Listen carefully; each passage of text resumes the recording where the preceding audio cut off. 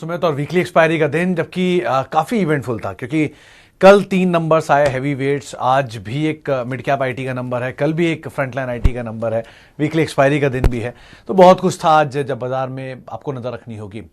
खैर, निफ्टी ने आज 17,200 के ऊपर पूरे दिन सस्टेन किया, बस एक बार बीच में टिप मारा था, 17,160 तक गया था, लेकिन वहां से वापस पुल बैक के बाद 17,200 के ऊपर क्लोजिंग देता हुआ दिखाई पड़ा और 17,262 रादर दिन के ऊपरी स्तरों पर ही मार्केट जाके बंद हुए। आज बाइंग थी मेटल में, इनफैक्ट शॉर्ट कवरिंग कह सकते हैं, जो कि जोरदार तेजी बाजार को प्रोवाइड करा रही थी। बैंक्स के अंदर आज थोड़े बहुत मिला जुला सा कामकाज था। आईटी में आज कहीं खरीदारी कहीं बिकवाली, इन्फोसिस एक समय में 2% ऊपर, विप्रो में आज भारी बिकवाली नंबर्स के बाद। इसके अलावा टीसीएस में बायबैक का सपोर्ट भी था और नंबर्स भी थे, तो मोर लेस फ्लैटिश टोन पे कामकाज। इंडिविजुअली अलग अलग स्टॉक स्पेसिफिक स्टोरी, जैसे टाटा एलेक्सी बढ़िया तेजी में आज चल रहा था। इसके अलावा सेलेक्टिव स्टॉक्स के अंदर मूव था, लेकिन आज क्लियर कट आपको अगर कहीं भी कुछ एक्शन दिखेगा तो मेटल ही दिखाई पड़ेगा, जहां पर एक बढ़िया तेजी बनते हुए दिखाई पड़ी। मेटल में तेजी थी, फार्मा में कुछ हद तक खरीदारी बनते हुए दिखाई पड़ रही थी। इसके अलावा 3 महीने के ऊपरी स्तरों पर मेटल इंडेक्स बंद हुए, और शुगर और ऑटो एंसिलरी, ये 2 और ऐसे नाम है जहां पर खरीदारी। बलरामपुर चीनी अपने नए ऑल टाइम हाई से पहुंच गया। बाकी चीनी के शेयरों में भी कुछ सेलेक्टिव खरीदारी देखने को मिल रही थी। पीएसयू एनर्जी स्पेस के अंदर आज थोड़ी बहुत बाइंग देखने को मिल रही थी। बैंकिंग और रियल एस्टेट स्पेस में प्रेशर आज बनता हुआ दिखाई पड़ा, specially India bulls real estate जैसे शेयर, जो कि 4-5% के आसपास तक की बिकवाली भी दिखा रहे थे। यूनाइटेड स्पिरिट्स आज फिर एक बार तेजी में आया, पूरा लेकर तेजी में था। ग्लोबल स्पिरिट, यूनाइटेड स्पिरिट्स जहां पर खरीदारी, यूनाइटेड ब्रिवरीज जहां मूव आता हुआ दिखाई पड़ रहा था। तो कुछ सेलेक्टिव स्टॉक जहां पर खरीदारी, अच्छा रुझान बनता हुआ दिखाई पड़ रहा था। लेकिन हाँ, अभी भी बाजार में जो इंट्रिंसिक स्ट्रेंथ है वो बरकरार है। जानकार मान रहे हैं कि आप 18,600, 18,650 के टारगेट्स के लिए देख सकते हैं। प्री बजट रैली मार्केट में चल रही है, कोई भी डिप मिले 18,050 के आसपास तक की, तो आप वहां पर खरीदारी कर सकते हैं। चलिए, अब सवाल जवाब का सिलसिला शुरू करेंगे और कुछ सवालों को शामिल कर लेते हैं। पहला सवाल जो मेरे पास आया है, सवाल स्क्रीन दिखनी बंद हो गई आज फिर। ओके, मेरे ख्याल से आज फिर मेरे को सवाल नहीं दिख रहा, लेकिन हाँ, जो सवाल दिख रहे हैं मैं उसकी बातचीत पहले कर लेता हूँ। डॉक्टर साहब बाकी सवाल भेज ही देंगे। सतीश जी का एक सवाल आया है, उनके पास इंडिया बुल्स हाउसिंग फाइनेंस के शेयर हैं 222 रुपये पर, इप्का लैब है 1,060 रुपये पर। इप्का लैब मेरे ख्याल से आपके पास एडजस्टमेंट के बाद किया है, आई थिंक, इसमें 1:1 स्प्लिट हुआ है, 1:1 बोनस या स्प्लिट हुआ है, एडजस्टमेंट हुआ है। खैर, लेकिन ये जो जानकार हैं हमारे, उनसे तो ये राय, जब उनसे हमारी बात हुई थी तो उन्होंने कहा था कि अजीत से बात हो रही थी या किसी जानकार से बात हुई थी, उन्होंने कहा था कि इसके अंदर आप बने रह सकते हैं, क्योंकि इप्का लैब में अभी भी जो पोटेंशियल अपसाइड है वो है, तो उस पोटेंशियल अपसाइड के हिसाब से यहाँ बने रहे वो ज़्यादा बेटर रहेगा। लेकिन जो आईबी हाउसिंग है, यहाँ पर थोड़ा ज़्यादा एवेन्यू अच्छे हो सकते हैं। एक ही फ्लॉ है कि एक तो ये बैन में रहता है यूजुअली, तो अगर बैन से निकलता है तो उससे निकलने के बाद आप इसमें फिर भी लॉन्ग बनते हुए देख सकते हैं। स्टॉक ठीक है, मैनेजमेंट फेरबदल हो रहा है, सिचुएशन बेटर हो रही है, लेकिन प्रॉब्लम क्या है, बैन में है, तो बैन में तुरंत पहुंच जाता है, जिसकी वजह से चल नहीं पाता, तो फॉलो अप बाइंग नहीं आ पाती। लेकिन कंपनियां दोनों फंडामेंटली ठीक ठाक ही दिख रही हैं। इप्का ज़्यादा बेटर है, आईबी भी इंप्रूव हो रही है, तो दोनों बने रहना ज़्यादा अकलमंदी रहेगी। अच्छा जी, राजेंद्र सिंह चन्ना साहब का सवाल है, इनके पास best player in ethanol sector for long term. Renuka से आप इथेनॉल प्लेयर अगर आप बेस्ट ढूंढ रहे हैं सर, वैसे तो प्राज आता है इसके अंदर ज़्यादा अच्छी इथेनॉल स्टोरी के लिए। शुगर कंपनीज हैं, लेकिन शुगर बहुत भागा हुआ है सबका सब, रेणुका को छोड़ के ऑब्वियसली। तो रेणुका से तो अगर आप निकलना चाहते हो निकल सकते हैं, आपके भाव के आसपास ही है। एक लक्ष्मी क्या नाम था, सरस्वती शुगर के नाम से पहले होता था, उसको कहते थे आईएस जैक। हाँ, आईएस जैक, ये कंपनी अच्छी है। सरस्वती शुगर पहले इसको बोलते थे। कैश रिच कंपनी है, डेट बहुत मिनिमम डेट है, थोड़ा नीचे कहीं मिल जाए तो ज़्यादा बेटर है। फ्लोट थोड़ा कम रहता है, ज़रा ध्यान संभल के इसमें आप ट्रेड करिएगा। लेकिन इस कंपनी ने अपना इथेनॉल प्लांट शुरू किया है रिसेंटली यमुनानगर में, तो आप इसको देख सकते हैं अगर आप इसी स्टोरी में प्ले करना चाहते हैं। इंडिया ग्लाइकॉल, प्राज इंडस्ट्री और ये 3 प्लेयर ऐसे हैं जो कि डायरेक्टली इथेनॉल में कामकाज करते हैं।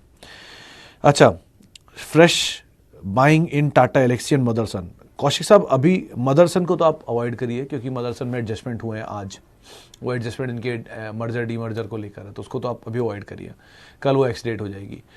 दूसरी तरफ आ रहा है टाटा एलेक्सी, ये बढ़िया कंपनी है, लेकिन कोई झटका दे तो आप खरीदारी करें। आज बढ़िया तेजी में था, डिस्पाइट की अनुमान था कि थोड़ा बहुत आईटी में प्रॉफिट टेकिंग आएगी, तो ये चल रहा था। किसी दिन इसके नंबर आएंगे और ख़राब नंबर आ गए और झटका दे दे नीचे का, तो वो एक मौका रहेगा आपके लिए, वहाँ पर आप इस्तेमाल करिएगा। किसी सडन एक फॉल के अंदर इसको आप खरीदारी कर सकते हैं। लेकिन ध्यान रखिएगा, टाटा एलेक्सी 1-200, 2-400, 500, 1000, 2000 वाला आइटम नहीं है। इसको आप रखिए आराम से। मुझे आज भी याद है 800 रुपये पे मेरे कई जानने वाले दोस्तों के पास ये शेयर पड़े हैं, वो आज भी रखे बैठे हैं, बेच नहीं रहे। तो इस तरह ही कंपनी है, क्वालिटी है, क्वालिटी के साथ आप बनिएगा। ओके, अच्छा आगे बढ़ते हैं। और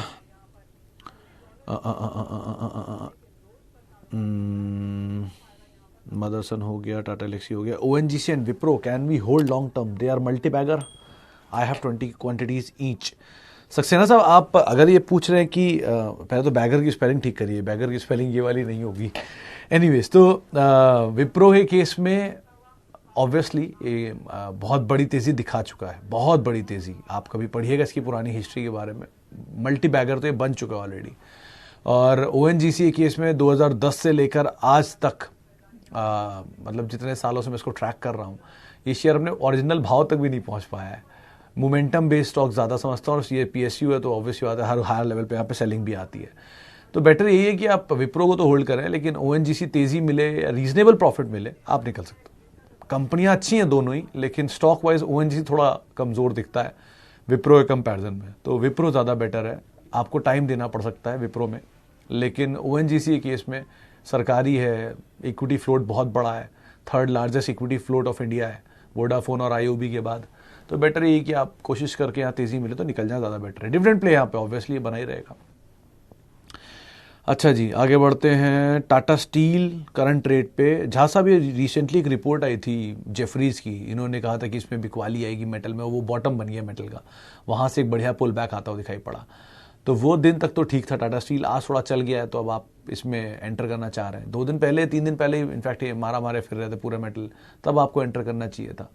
अभी की सिचुएशन के हिसाब से वेट कर लीजिए, एक झटका और देगा कभी नीचे तो आप एंटर कर सकते हैं। बाकी नंबर्स को अगर आप आधार मानते हैं तो ऑब्वियसली बात है आपको समय देना पड़ेगा। विप्रो में बातचीत कर ही चुके हैं। Okay, what is the growth chances of Tata investment? Sir एक बड़ी इंटरेस्टिंग चीज़ है टाटा इन्वेस्टमेंट के केस में। टाटा इन्वेस्टमेंट वैसे तो ये पेरेंट नहीं है। अगर आप ये सोच के चल रहे हैं कि ये टाटा ग्रुप की पेरेंट है और सारी कंपनियों में इसकी इन्वेस्टमेंट्स है, तो ऐसा नहीं है, वो टाटा सन्स ही है।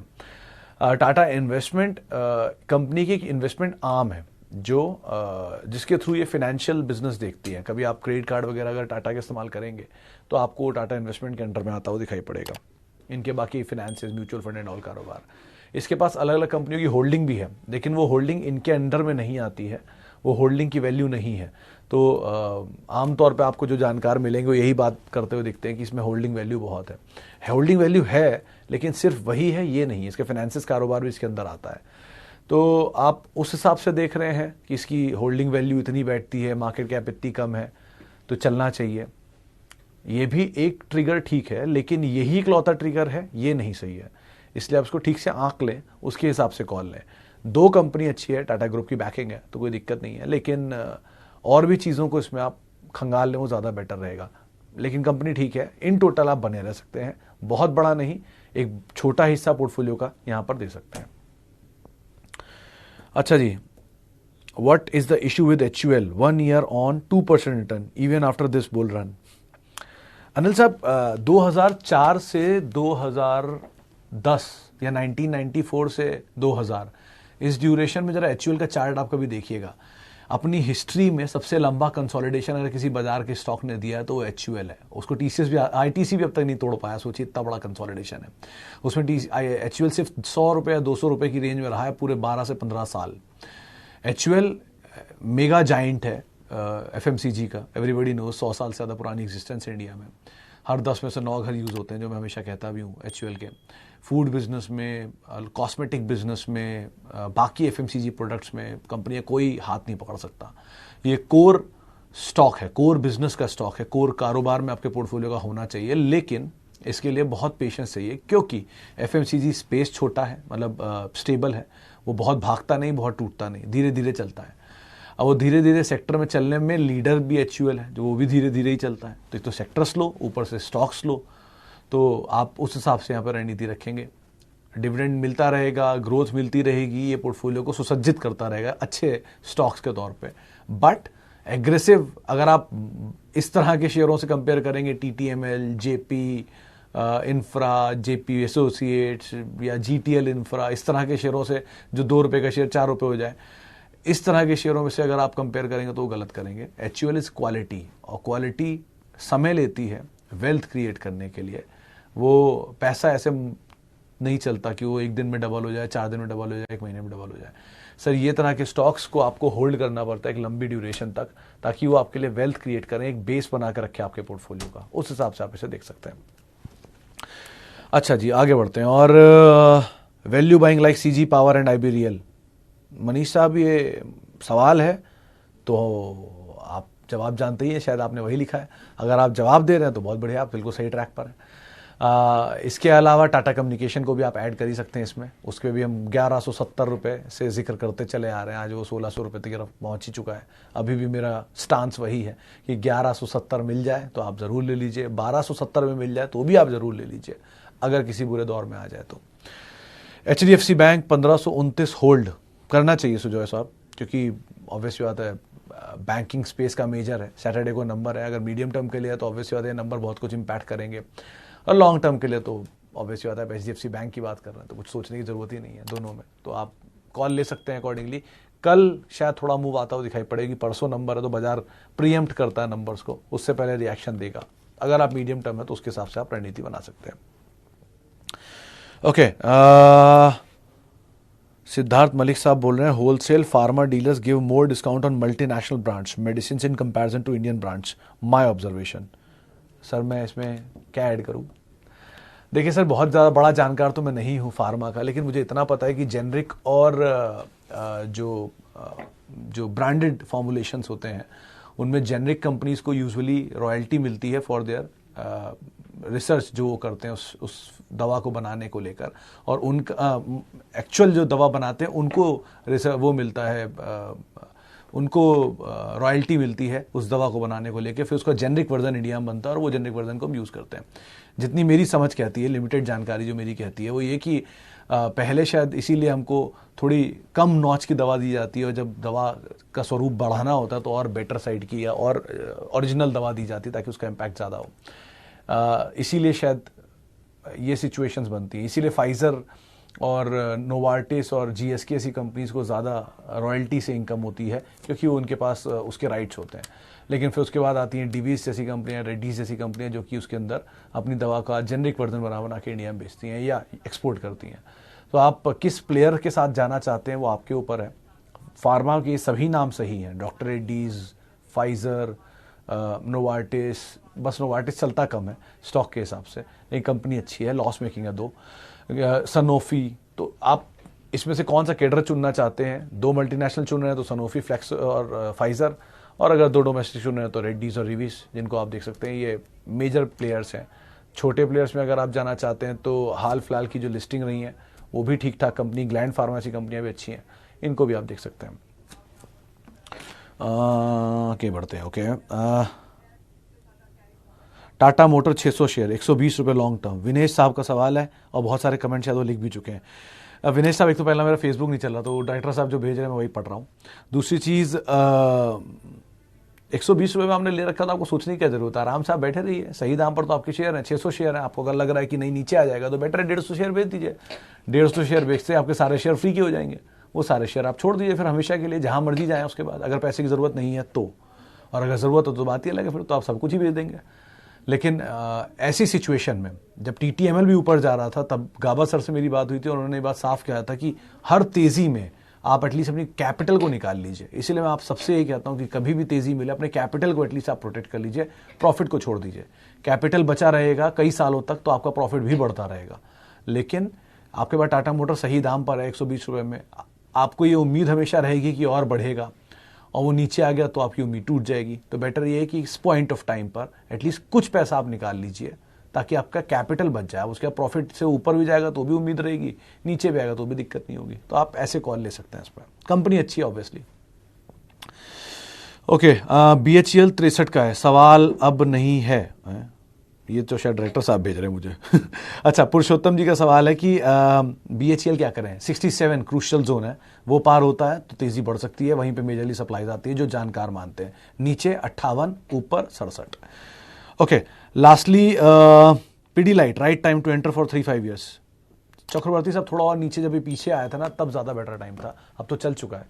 थोड़ा नीचे फिर मिले तो आप एंटर करें, वो ज़्यादा बेटर रहेगा, अभी के लिए नहीं। मौके तलाशते रहिए, अपनी लिस्ट आइडेंटिफाई कर लीजिए कि आपकी ये सूची के स्टॉक है, United Spirits, Pidilite, Asian Paints, Berger, ये सब मोनोपोलीज जिनकी मैं 100 बार चर्चा कर चुका हूँ, इनकी लिस्ट बना लीजिए और जैसे ही आपको सही दाम मिले उन्हें दबोच लीजिए, सबसे बढ़िया तरीका होता है। चलिए इसी नोट के साथ अब कार्यक्रम को यहीं समेटेंगे। बहुत बहुत शुक्रिया उन सभी लोगों का जिन्होंने हमसे बातचीत की और बहुत बहुत शुभकामनाएं आप सभी को लोहड़ी की भी। और आपसे अब कल मुलाकात होगी हफ्ते के आखिरी कारोबारी सत्र में। तब तक के लिए आप मेरे साथ जुड़ सकते हैं। @सुमित रिसर्च मेरा ट्विटर हैंडल है। नमस्कार।